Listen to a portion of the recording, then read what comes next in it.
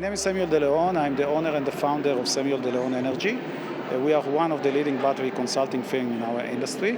And I'm happy to be here in the battery show Europe again. This time I see the show really go up. The pandemic is slightly went down, and so we see many people that were not here. We have 3 halls full with exhibitors, and the event this year is also focused, we can see, on automation and production and manufacturing, and definitely is one of the best places to come to meet all these companies that can help with automation and go up the business.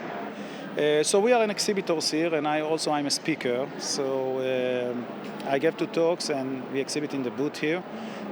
We see many new people come approaching us, talking with us.